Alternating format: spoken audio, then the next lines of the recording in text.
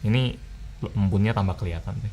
Keren juga. Dingin loh langsung bagian bawahnya nih. Ini justru mungkin video ini bakal bikin saya pindah dari Samsung ke Oppo kali ya. Bukan bikin saya pakai Fan Cooler Pro. Gila.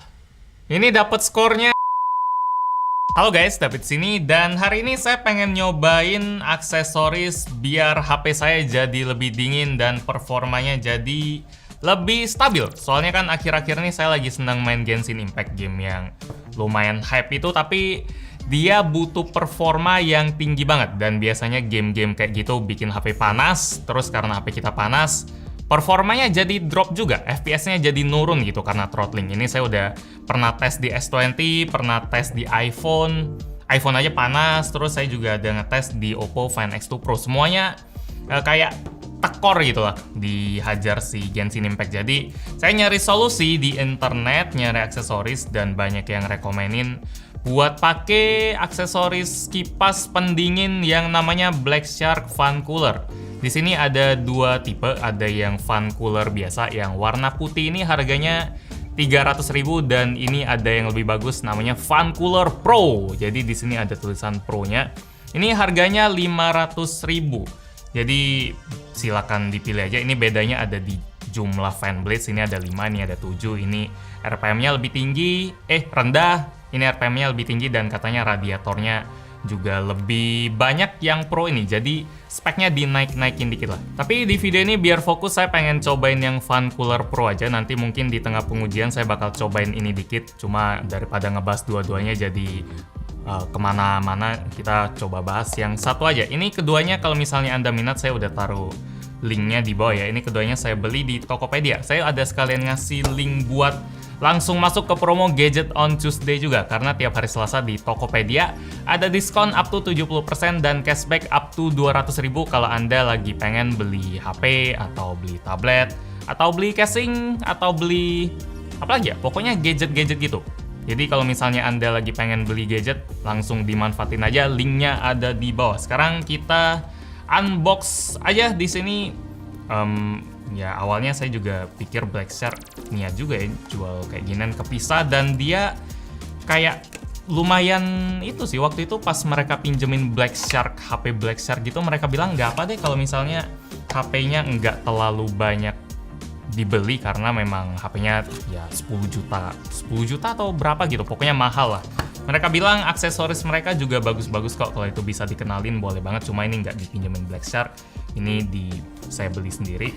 Jadi mereka lumayan ngandelin aksesoris mereka sih. Apa bedanya si kipas ini dibanding kipas yang biasa kayak aero coolernya ROG? Katanya kipas yang ini punya teknologi Peltier, alias mungkin gimana ya jelasinnya. Kalau anak elektronika mungkin tahu ya. Jadi intinya itu di dalam ini ada lempengan besi yang bisa, simpelnya di dalam sini ada lempengan besi yang sisinya sini dingin banget dan sisinya sini panas banget. Kenapa bisa kayak gitu? Karena besinya itu disetrum. Jadi ibaratnya anggap aja ini HP bagian depan sama belakang panasnya sama, suhunya sama.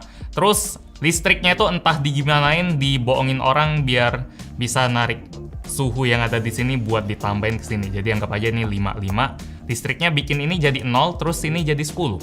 Jadi entah kenapa bisa kayak gitu, orang elektronika hebat sih bisa bikin kayak gituan. Nama Peltier sendiri pas saya baca katanya ya diambil dari nama orang yang nemuin itu sih. Sekarang kita bisa nikmatin aja teknologinya buat dinginin HP. Biasanya Peltier itu bisa kita temuin di teknologi kulkas mini, dispenser, dan lain-lain. Jadi penasaran sih, apakah memang sehebat itu? Sekarang kita coba lihat-lihat dulu. Di sini bentuknya lumayan keren lah. Di sini kayak ya gaming atau mirip kipas yang serius banget gitu. Di sini ada port USB Type-C, terus di sini ada tombol on/off yang kalau kita cetek dia nggak bakal hidup. Karena buat hidupin si kipas ini, si Fan Cooler Pro ini, kita harus colokin ke charger atau power bank, bukan ke HP. Pas denger itu saya agak males sih sebenarnya, cuma pas tahu kalau Peltier itu butuh daya yang lumayan gede, sampai charger 5 volt 1 watt atau 1 watt, 5 volt 1 ampere atau 5 watt aja, ini nggak bakal hidup. Harus minimal 5 volt 2 ampere atau 10 watt. Ini saya pengen buktiin sih. Di sini udah ada kepala charger dari IKEA yang dayanya itu 5 volt 1 ampere atau 5 watt. Mungkin nggak kebaca karena tulisannya agak nyaru gitu. Katanya kalau pakai yang ginian ini nggak bakal hidup, bahkan nggak bakal hidup saking butuh tenaga yang banyak. Makanya kalau misalnya kita tanya kenapa nggak bisa dicolok di HP, karena kalau dicolok di HP mungkin baterai HP kita modarnya langsung jauh lebih cepat. Oke, thank you. Di sini kita pakai Anker Powerhouse punya karena ya paling gampang sih daripada bawa-bawa colokan ke sini. Terus kita pakai charger 5 volt 1 ampernya 5 watt lah. 5 volt 1 ampere, 5 volt 1 ampere, 5 watt, lebih gampang. Di sini kita colokin, terus kita coba hidupin. Ini belum hidup sih. Oke. Yap, dia tetap nggak hidup sih. Oh, hidup. Kok bisa hidup? Bagus dong. 5 volt 1 ampere ya. Cuma kipasnya juga oke sih. Ini beneran kan? Yap, ini 5 watt doang sih. Coba kalau yang charger lain, Pal, yang lebih kenceng gitu. Dingin loh langsung bagian bawahnya. Ini kita lepasin dulu. Bagian kletekan ini sampai ada tulisan juga kalau ini harus dilepas. Di sini teksturnya lumayan lembut ya karena ini buat kita tempelin ke HP. Terus di sini juga ada jepitannya. Yang lebarnya itu dari 67 sampai 88 mm. Jadi buat HP yang segede Find X2 Pro ini pun dia masih punya jarak yang lumayan banyak sih, sampai jempol, 2 jempol kali bisa masuk. Aman lah buat HP-HP mainstream.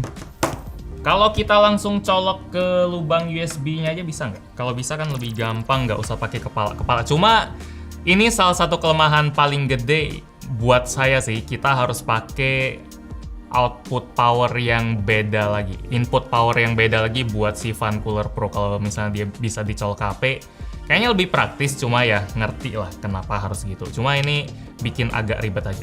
Ini kalau kita hidupin, hidup juga. Jadi kita bakal pakai ini aja dah. Ini Anker kalau nonton mungkin happy kali ya.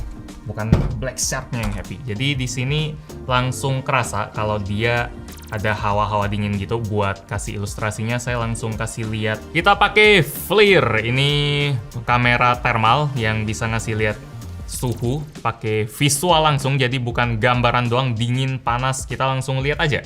Di sini ada spot yang ungu-ungu gitu. Dia suhunya udah hidup sekitar 1 menitan sih. Dan dia suhunya di 12 derajat. Ya, ini 12 derajat, kelihatan atau enggak? Ya, kelihatan sih. Jadi langsung kerasa dinginnya sih, dan bisa dilihat juga dari sini kalau misalnya kita oles-olesin gini, ada embunnya gitu karena itu memang sifat ya fisika atau kimia yang ngembun gini. Ya, science gitu lah. Yang ngomong kalau misalnya ada permukaan yang lebih dingin daripada suhu ruangan, dia bakal ada ngembun kayak gini. Ini ada kelihatan kok, kalau jari saya gini-giniin, dia kelihatan ada air-airnya gitu, ada bekasnya. Kita cobain app-nya dulu deh, soalnya di sini ada app yang namanya Shark Tank atau Shark Tank mah buat itu yang game show gitu ya. Shark Arsenal. Jadi kita download dulu, katanya itu buat ngesetting RGB sama ngesetting seberapa dingin juga. Soalnya pas saya lihat ada 2 settingan buat si kipas ini. Tadi saya tes di Android, pas saya nge-scan ini terus saya tekan tombol download, dia nggak mau, kayak langsung ke minimize dan langsung close gitu. Cuma pas saya coba cek di App Store, dia ada aplikasinya. Di Play Store nggak ada, aneh. Kadang bingung gitu. App Store itu lebih ketat atau lebih nyantai ya? Ini koneksinya pakai Bluetooth ya, jadi kita nggak harus konekin si ini ke HP-nya karena memang nggak ada koneksinya. Kita sistemnya pakai wireless, pakai Bluetooth. Klik the plus sign below, equip your first gear. Kita pair, finish, selesai. Cepet sih. Terus di sini lighting sistemnya, fan lighting effect kita bisa matiin. Dingin. Terus ini hidup, lighting mode, streamer, ada flicker. Kalau flicker dia kedip-kedip, ya, dan lain-lain. Terus coloring scheme ada monochrome, lighting speed effect-nya juga bisa kita atur. Terus warnanya juga tentu aja bisa kita atur. Ini buat sebuah kipas kecil kayak gini rasanya agak overkill sih. Ini gamer banget. Terus di bagian bawahnya cooler temperatur. Dan ada firmware version, lumayan simple. Jadi ini lebih buat ngatur si lampunya dan suhunya. Ada freeze, ada frozen. Kita pakai mode yang paling dingin aja, frozen. Kipasnya jadi lebih kenceng, kedengeran gitu. Jadi ini kipas kalau kita pakai mode frozen. Sini! Kebiasaan. Dan ini kipas kalau kita pakai mode freeze. Lebih nyantai deh, kalau frozen dia lebih dingin. Kenapa lebih dingin? Karena dia kan memang harus dibikin lebih panas. Terus ini biar bisa lebih dingin. Jadi karena ini lebih panas ya kipasnya jadi harus lebih kencang. Kita pakai yang paling kencang aja, yang frozen. Ini embunnya tambah kelihatan. Yup. Keren juga, tapi mungkin kalau sampai embun kayak gini kita jadi harus hati-hati ya buat tempelin sini. Kalau misalnya kita tempelnya di kamera, nanti kamera kita yang berembun karena kena dingin ini agak PR juga. Kalau nggak salah kalau buat kamera berembun kita harus pakai hair dryer buat ngilanginnya. Itu pun nggak dijamin.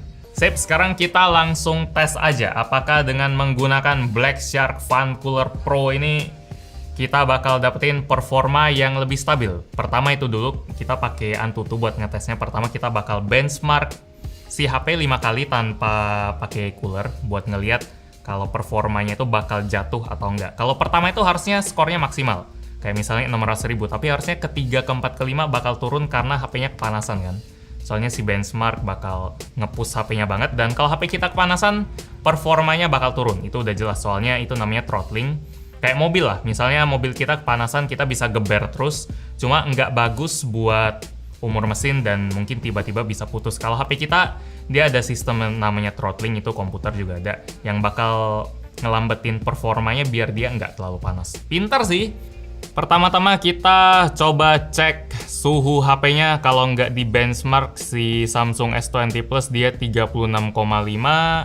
Terus kalau iPhone dia 34,5. Ini kenapa panas di ujung sini sih? Ada 36 gitu. Padahal mungkin besinya kali ya. Terus kalau Oppo Find X2 Pro dia bisa 33. Hebat ya. Ini bisa beda 3 derajat di kondisi idle. Cuma kita coba tes dulu. Setelah di benchmark, suhunya jadi berapa. Sip, hasil benchmark pertama udah keluar. Ini sebenarnya bukan buat ngasih lihat suhu sih, tapi saya pengen kasih sedikit senggolan dikit buat Samsung. Karena Exynos ya, 479.000 lawan 865 ini bedanya bisa 100.000 lebih. Tapi ada yang menarik sih sini. Saya baru nyadar kalau storage saya udah mau penuh. Di sini sisa storage-nya katanya tinggal 4%. Katanya bakal nurun kalau kurang dari 25%. Jadi ya mungkin nggak bisa jadi patokan. Cuma harusnya nggak beda sampai 100.000 poin lah gara-gara memori internal doang. Semoga Samsung segera membawa Snapdragon ke sini. Tapi kita pokoknya fokus sama masing-masing deh. Apakah dia turun dari sebelumnya, jangan dibandingin. Kita ini buat biar ada perbedaan HP aja. Sekarang kita mulai yang kedua, abis ini kita langsung skip ke yang kelima. Ini suhunya udah naik semua nih. Entah kenapa Antutu di iPhone kayak gini dia. Oke, iPhone-nya udah kita run 4 kali. Saya stopin aja karena dia udah mulai dapetin angka yang stabil. Dan 5 kali kayaknya kelamaan juga kalau mau tes ini satu-satu. Jadi tadi kan skor awalnya 500.000. Terus di skor kedua, dia dapat 447.000, turun 10%. Skor benchmark ketiga 379.000 dan di yang keempat dia tetap stabil di 397. Sekitar itu. Jadi dia turunnya sekitar 20%, 500.000 ke 400.000. Jadi sekarang saya pengen tes. Oh ya, suhunya belum saya tes ya. Dia udah agak mendingin sedikit sih karena tadi saya ada ngomong-ngomong, ini saya rekam aja. Di sini dia kelihatan panas di 43, mungkin tadi pas selesai dia di sekitar 44, 45. Ini agak mendingin sedikit aja. Tapi abis ini kita bakal coba tes benchmark 2 kali, panasin lagi, tapi kita pakai si fan cooler. Apakah dengan fan cooler kalau kita tes berkali-kali dia juga bakal tetap stay di 500.000. Ini lumayan menarik. Jadi kita tes aja. Kerasa ya, ini juga udah dingin.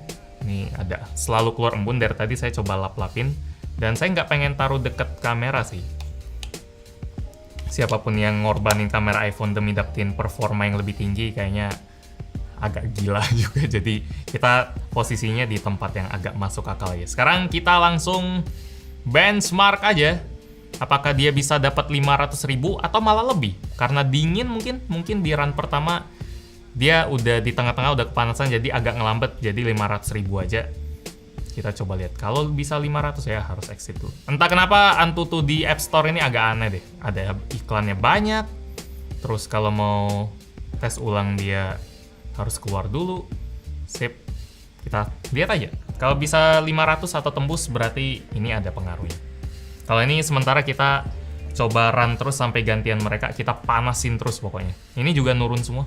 Kalau misalnya main kayak gini agak berat sih. Cuma bodinya jadi agak adem. Kalau dari tangan doang ya, tadi 44, abis ini kita baru tes aja. Mungkin setelah 5-10 menit, soalnya kalau baru pakai HP-nya mungkin kurang panas, jadi kita tungguin dulu. Sementara skor si Samsung terus menurun, sekarang di 367. Terus dia juga suhunya panas juga. Semuanya panas, Oppo juga panas. Oppo stabil sih, di 550, 534. Gila! Ini dapat skornya 560.000 loh. Ini baru satu kali run. Lebih bagus daripada hasil benchmark 500.000 yang tadi kita tes pas awal-awal, pas iPhone-nya belum panas. Dia naik 10% dari skor maksimal pas dia nggak panas. Berarti ini bukan sekedar ngejaga dia nggak panas, tapi bikin HP-nya lebih dingin dan performanya juga dinaikin sih. Jadi potensi chipsetnya lebih kebuka lagi. Oke, kita coba sekali lagi. Sementara Oppo baru aja ngelarin benchmarknya, Oppo stabil banget sih. Saya kagum sih, dia dapetin skor 555.000. Sementara suhunya dia ada di... nggak kena. Ini suhunya ada di... paling panas sebelah kamera, kayak biasa. Suhunya 44 derajat. Tadi skor maksimalnya berapa ya? Sekitar 580.000. Jadi Oppo Find X2 Pro walaupun panas, dia tetap bisa ngejaga performanya dengan baik. Jadi mungkin toleransi panasnya itu lebih tinggi. Kita boleh lebih panas dengan syarat performanya tetap dijaga. Kalau Samsung mungkin toleransinya lebih rendah, jadi kalau panas dikit dia langsung turunin. Kalau ini sekarang dia dapat skornya di 400 ribuan. Oke. Entah Oppo atau Snapdragon atau Exynos entahlah, tapi yang kalah di sini mungkin paling di roasting si Samsung kali ya. Ini dapat 46,5 derajat. Ya paling tinggi juga suhunya. Oke. Ini justru mungkin video ini bakal bikin saya pindah dari Samsung ke Oppo kali ya, bukan bikin saya pakai Funcooler Pro. Oke, udah dapat skornya tetap stabil di 559.000. Mantap. Ini juga pas saya pegang suhu si iPhone-nya, taruh gini aja harusnya aman. Kalau kita taruh di sini dia suhu pegangan kita 35 derajat doang. Terus di atasnya sini juga 35 derajat doang. Keren. Cuma yang saya sadarin pas saya pegang kayak gini tadi sambil benchmark saya mainin, dia angin yang dibuang itu ada ke arah tangan kita juga di sebelah kanan kiri. Dan itu anginnya nggak panas, cuma nggak sedingin kipas angin juga. Yang sedingin kipas angin itu mungkin ada di depan. Kalau di kanan kiri mungkin dia ada radiator mungkin. Dan suhunya itu sekitar suhu kulit lah. Jadi nggak panas tapi nggak bisa dibilang sejuk juga. Itu ya harus dipertimbangin sih, karena lama-lama ditiup mungkin bakal kebiasa, tapi pas awal-awal pegang kayak gini nggak terlalu enak aja. Tapi kalau ngelihat performa yang kayak gini, mungkin gamer sejati harus pertimbangin banget sih. Kalau performa nurun walaupun HP kenceng, ya karena kepanasan dia turun kan kurang asik. Coba kalau kita cek suhunya pas baru dilepas ya. Ini abis benchmark, apakah dia ada? Ada loh spot ungu-ungu di sebelah logo Apple-nya ini. Dia 32 derajat doang dan kalau dipegang dia sejuk banget. Wah, pantes barang ini banyak direkomenin. Sekarang bentar lagi kita cobain yang ini. Ini saya pegang di bagian pinggirnya pun panas dan di sebelah sini ini merah banget. Tutup. Ininya pun 45. Kita coba tes aja. Walaupun saya pasang si Cooler Pro-nya ini nggak tepat di prosesornya gini, tapi dia efeknya kerasa banget. Mantap. Sip, sekarang kita bakal ngetes yang Samsung Galaxy S20 Plus. Dia dapat skor 409.000 setelah 6-7 kali run dan itu stabil. Ini setelah kita benchmark si Samsung Galaxy S20 Plus, dia juga naik ke 468.000. Berarti dia balik ke awal, cuma nggak lebih tinggi dari yang awal. Berarti dia bisa ngejaga performanya sih. Kalau ngeluarin semua potensinya sih enggak ya. Kalau dari suhunya sendiri, tadi kalau nggak salah suhunya itu 45-46 ya. Kalau sekarang dia suhu di sekitarnya itu 41 sih. Lebih 3 derajat itu kalau buat tangan kerasa. Ini 40. Ya, semakin ke atas kan dia memang prosesornya di sini, tapi walaupun kita sekarang 40 loh. Wow. Ya, berarti anggap aja dia turun 5 derajat itu kerasa banget sih. Ini kan dia chipsetnya ada di bagian sini. Tapi kita tempelnya di sini karena nggak pengen kena kamera. Tapi bagian sini pun bisa kena lebih dingin. Jadi mau pasang di tengah pun oke lah. Ya, performanya memang nggak melebihi kayak iPhone, tapi dia bisa lebih bagus daripada yang udah kita stress test sampai 300 ribuan gitu. Ini udah bagus sih. Ini lagi-lagi works. Coba kita Oppo bisa tembus 600 ribu. Kalau di Oppo Find X2 Pro dia dari tadi skornya stabil banget di atas 500 ribu. Dia sekarang ada di 522 ribu. Agak turun sedikit sih. Tadi sekitar 560, turunnya sekitar 10%. Dan kalau dari suhunya, dia dapetin 46,7, tinggi juga. Terus di bagian bawah 44, kita bakal pasang di bagian yang 45 sini. Oke, semoga bisa tembus 600 sih. Snapdragon cakep. 96%. Tadi sih udah yang run pertama dia naik sih jadi 560 ribu. Apakah ini bakal lebih naik lagi? 576 ribu. Berarti dia sama sih sama kayak yang awal-awal tadi, nggak terlalu beda. Jadi fungsi si Fan Cooler Pro buat Find X2 Pro sama si Galaxy S20 Plus itu lagi saya cas, udah nggak kepake lagi soalnya lebih ke ngebalikin performa awal tanpa ada throttling. Dan ada satu tambahan lagi, mau kita pakai seberat apapun bodinya bisa tetap dijaga adem. Ini nggak dingin, cuma nggak panas juga buat ukuran HP yang udah di benchmark 10 kali mungkin.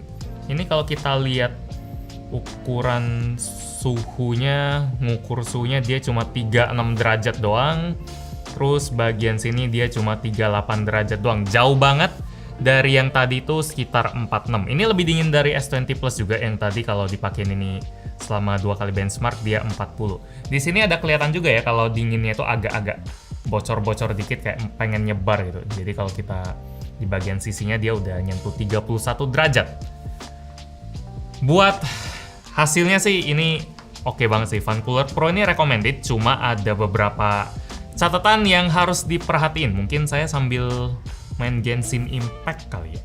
Sebelum kita mulai si Genshin Impact, kita lihat dulu hasil skor yang didapetin oleh si Fan Cooler biasa tanpa Pro. Dia dapatnya 536.000.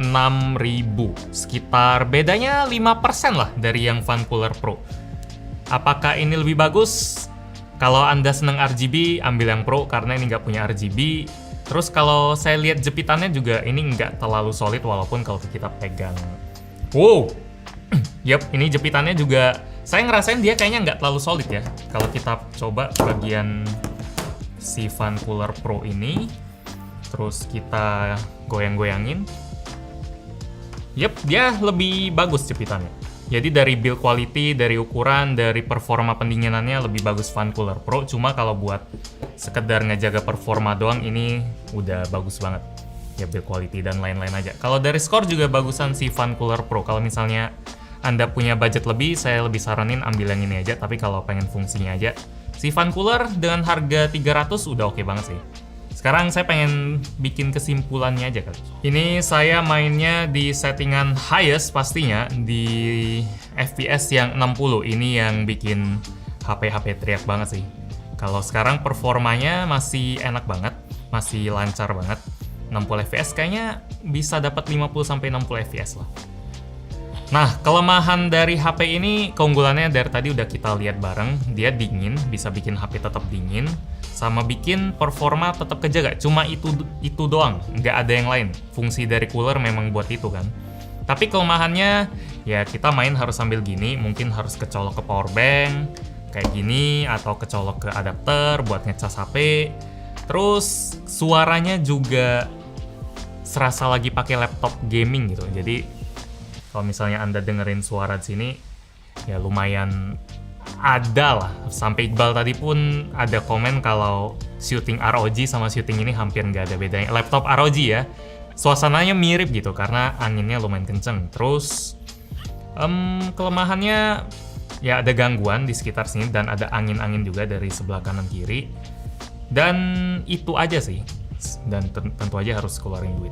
Sisanya saya sih suka ya sama fan cooler ini. Kalau misalnya saya tiap hari main game mungkin 3-4 jam, terus tangan sering keganggu, ini wajib beli sih. Oh ya, tentu aja si fan cooler Pro ini nggak cocok buat dipakein casing ya, soalnya kan dia sistemnya buat ngedinginin body, terus dinginnya body itu nular ke si prosesor. Jadi kalau kita pakein casing harus ada satu lapisan lagi. Apalagi kalau casing kita dari plastik atau dari karet, nggak bakal kepake lah. Soalnya kalau karet dingin kan nggak bisa hantarin dingin dengan baik. Jadi itu jadi catatan juga. Terus apa lagi ya? Kalau pakai skin mungkin masih oke lah ya, kan dia cuma kayak selembar kertas doang yang agak tebal tapi masih bisa tembus lah. Kertas juga kalau ditiup AC lama-lama juga bakal dingin dan bisa nular. Cuma sebisa mungkin jangan dikasih apa-apa lah, jangan dikasih penghalang atau apa, biar maksimal. Kalau dari bahan HP mungkin ada pengaruh juga ya, kalau misalnya HP kita dari plastik, atau dari kaca, atau dari besi, itu kan konduksi bukan? Kalau dingin, setahu gue listrik. Konduktor itu penghantar listrik sih, tapi kalau dingin bener juga nggak ya? Ya intinya ngerti lah, jadi kalau plastik, kaca, atau metal, hantarin dinginnya juga beda. Plastik pasti paling susah, kalau besi pasti paling bagus. Jadi kalau HP Anda kebuat dari metal, yang sekarang udah agak jarang kayaknya, HP pakai metal, itu bakal paling bagus buat dipakein ini. Kalau dari plastik agak kurang maksimal, kalau kaca mungkin di tengah. Jadi gitu aja. Kesimpulan buat Black Shark Fan Cooler Pro, ini kejutan yang menarik sih. Dari tadi saya mainin juga performanya nggak turun. Biasanya kalau udah dimainin 5-10 menit, udah bakal agak ada frame drop dikit, cuma ini masih stabil banget. Dan saya suka banget. Sebagai orang yang baru mulai main Genshin Impact, akhirnya ada kayak obatnya gitu. Ya oke lah, langsung tutup aja lah. Jadi like kalau Anda suka dengan video ini, dislike kalau nggak suka, dan kita ketemu lagi di video selanjutnya. Yo, kalau misalnya ada aksesoris yang semenarik ini lagi, boleh komen di bawah sih. Karena ternyata jauh lebih bagus daripada kipas yang pakai angin.